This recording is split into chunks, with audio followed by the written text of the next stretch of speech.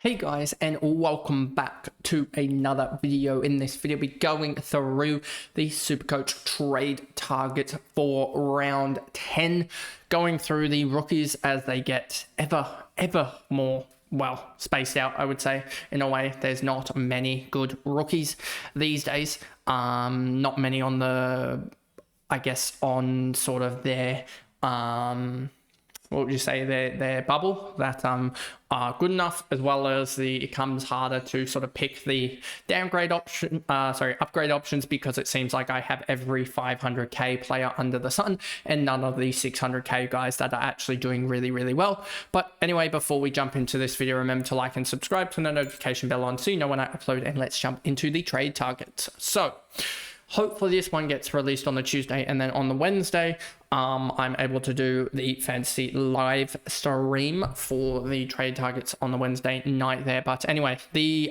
trade targets for here, as you can see, the trade target is very bleak. If we just scroll in here, you've got Oscar McDonald. He's not going to play, you don't expect, unless Sean Darcy's out.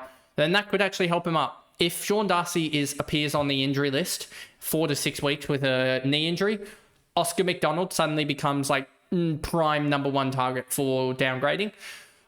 Hugh Boxall had a really stinker week, but yeah, if he isn't in the subvest, you probably go to him and upgrade elsewhere, and then you just sort of deal with it from there. Lucas Camparelli, a 41 negative break even. You just wish he would play, but they don't seem to want to play him. But they do have an injury crisis that may lead to him playing, but I don't think he had the best VFL game. Giath we're not touching. Lorenz didn't play, so he's still another week away anyway from being on the bubble. Tunstall didn't play. Jed Buse could be an interesting downgrade option, 95, but he's probably just not going to turn up, I don't expect. So if we just go actually back out, we'll see what are his career stats. 45 in 3 games last year, 44 in 15, 48. So this was just a prime randomness game. Aiden Johnson, don't expect him to return. Cochrane, nope, still out injured. Harry Boyd hasn't played anytime soon. Surprised they even sort of picked him up at this point, because yeah, they just don't play him. And it just looks like he's just a VFL backup in case Rowan Marshall went down, like I was saying in pre-season.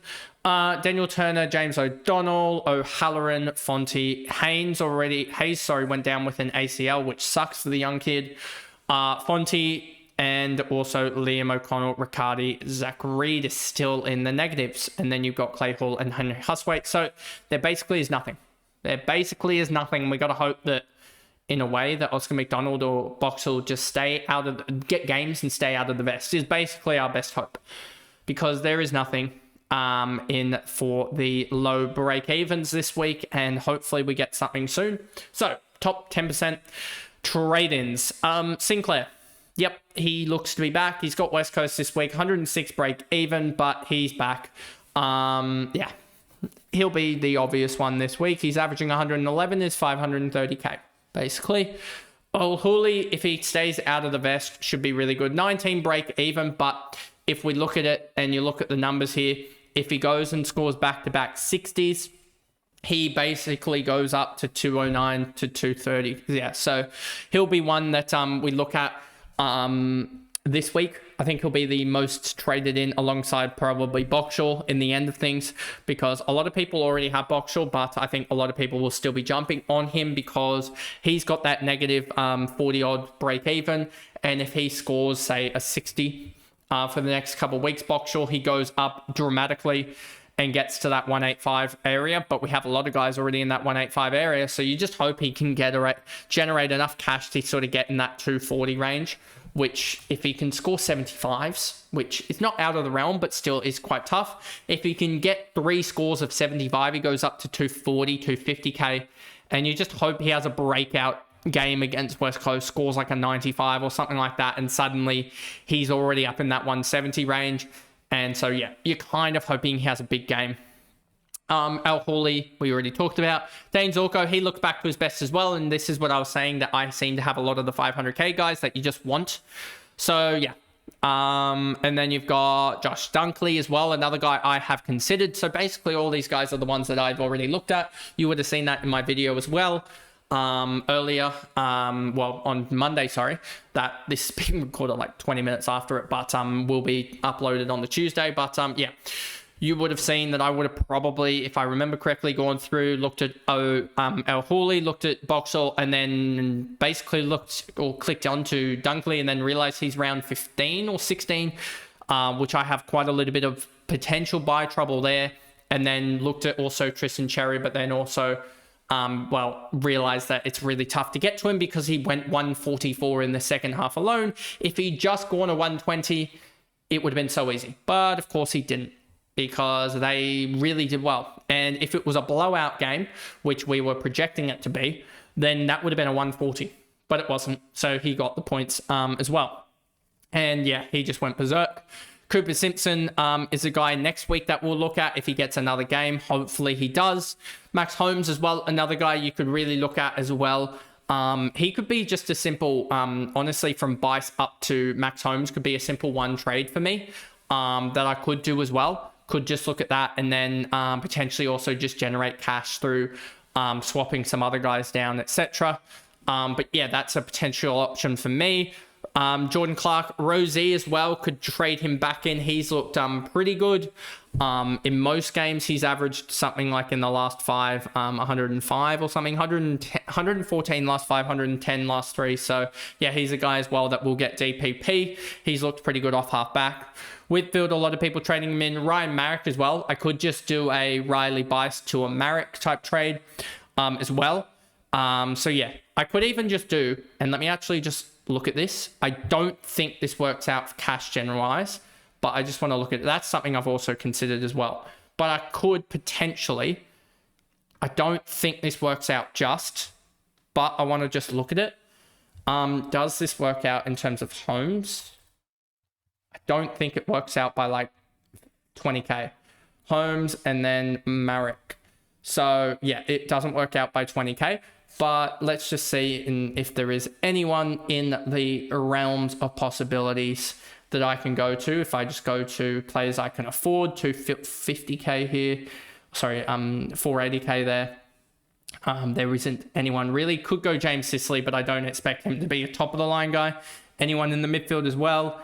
There is basically no one. So yeah, that pretty much is the reason why I'm a little bit stuck at this point. It's just that, yeah, there isn't an obvious trade, I would say. So yeah, but anyway, back to just a couple of the trades, I guess, to finish off this video here. Let's look at the top 5% and then we'll go top 5, top 1, and then we will finish it off as well. They're awfully similar. Jordan Clark as well popped up a little bit more.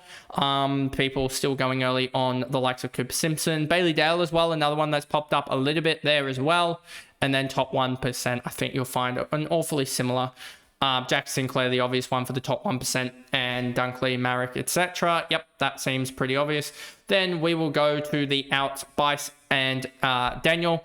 I can't really get to anyone with those guys. Caden Cleary and Hewitt. Having all 4 of the big top outs is annoying and just shows how far behind I am. If you look at the top outs for this one as well, those guys as well, seems obvious there. And then the top outs as well in the top 10%. You'll see, I think, a similar thing. Yep. Elijah Hewitt just slightly behind as well. But anyway, that is the video there. A quick one going through the trade targets, as I think it basically is a trade of Bice straight to like almost a Sinclair for most people or someone like that. And then a Caleb Daniel to someone else as well. I basically can't do that by about 30k, which is a little bit annoying, but it is what it is there. Unless, oh no, I fall 455k if I go to Bailey Dale. So yeah, I just fall short of anyone basically of note, which kind of sucks, I think. But let me actually just consider one option here quickly before I end this off here. But I'm pretty sure, as I said, I fall just short of Dale. Let's just see, Dale 494k. Is there any sort of defenders in that 470k range?